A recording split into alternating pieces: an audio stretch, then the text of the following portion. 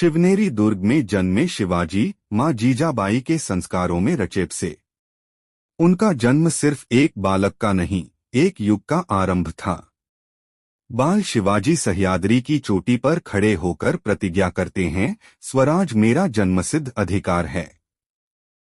कम साधनों और मुट्ठी भर मावलों के साथ शिवाजी ने तोरणा किले को जीता, आत्मविश्वास की पहली चोटी।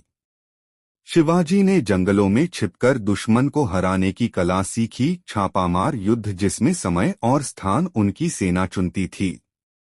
मावलों की सेना वफादार, फुर्तीले और निडर। शिवाजी के सच्चे साथी।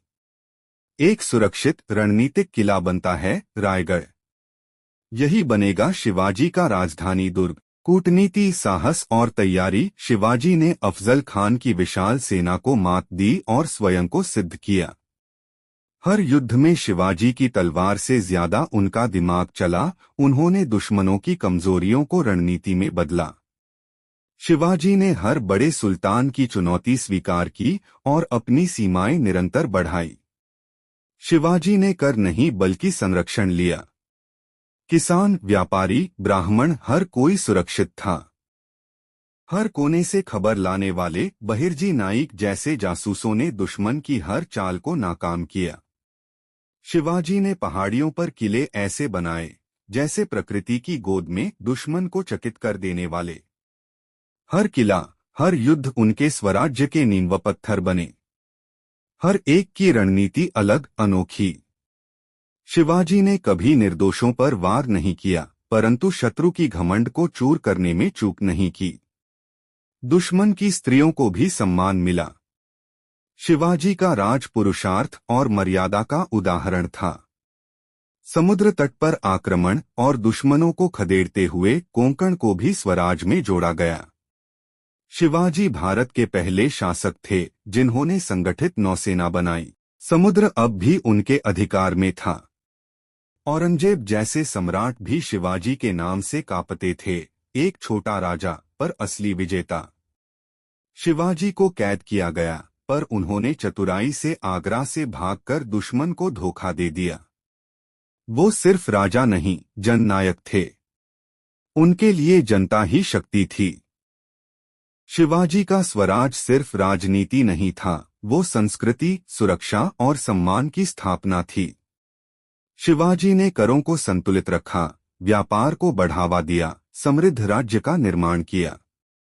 जब हमला संभव न हो तो अपने किले की रक्षा ही श्रेष्ठ युद्ध होती है। शिवाजी इसमें माहिर थे। राजनीतिक समझौतों के लिए शिवाजी ने राजदूत भेजे, अपने दुश्मनों को भी मित्र बनाया।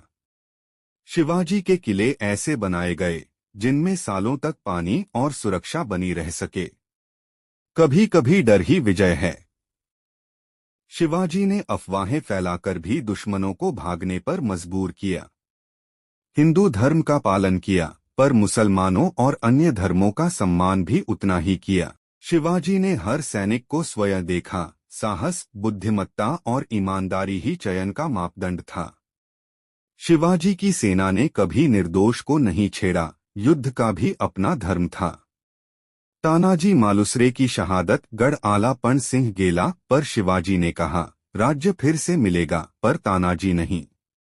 शिवाजी ने अपने हर सेनापति को प्रेरणा दी। वे केवल आदेश नहीं, उदाहरण बनकर नेतृत्व करते थे। हर अभियान को समय के अनुसार चलाया गया। मौसम, चंद्र स्थिति और दुश्मन की चाल, सब पर नजर। राजा के दरबार में न्याय होता था, तत्काल और निष्पक्ष। जनता को विश्वास था कि राजा है तो न्याय है। शिवाजी ने हर गांव, हर व्यक्ति तक अपना संदेश पहुंचाया। संवाद ही शिवाजी की सबसे बड़ी ताकत थी। जहां युद्ध हुआ, वहां फिर से निर्माण भी हुआ। स्कूल, मंदिर, बाजार, यही था सच्चा शासन। दुश्मन की सेना में अपने लोगों को बिठाकर शिवाजी ने अंदर से उन्हें खोखला कर दिया। हर त्योहार, हर पंचायत में शिवाजी की उपस्थिति रहती। वे सुल्तान नहीं, सेवक थे। शिवाजी को छत्रपति घोषित किया गया। ये केवल एक ताज नहीं था, ये मराठा गौरव की बहाली थी। औरंगजेब की विशाल सेना भी शिवाजी को झुका नहीं पाई। उन्होंने कहा, मैं राजा नहीं, स्वराज्य का प्रतीक हूं। शिवाजी चले गए, पर उनकी रणनीति, उनका आदर्श आज भी जीवित है। हर युद्ध के मैदान में, हर संघर्ष में शिवाजी फिर से उठ खड़े होते हैं। इतिहास में कई योद्धा आए, कई युद्ध हुए, पर एक नाम ऐसा है जो केवल तलवार की धार से नहीं, बल्कि बुद्धि, नीति और जनशक्ति से दुश्मनों को पराजित कर गया। वो थे छत्रपति शिवाजी महाराज। शिवाजी महाराज ने सिखाया, दुश्मनों को हराने के लिए केवल तलवार नहीं, तेज बुद्धि, न्यायप्रियता और जन समर्थन चाहिए। हर युद्ध में उनकी रणनीति अलग, अनोखी और आगे की सोच वाली होती थी। उनकी तलवार से ज्यादा धार उनकी सोच में थी। आज भी अगर हमें दुश्मनों से जीतना है, तो उनकी यही सीख याद रखनी होगी। बुद्धि, नीति और जनता, यही असली शक्ति है।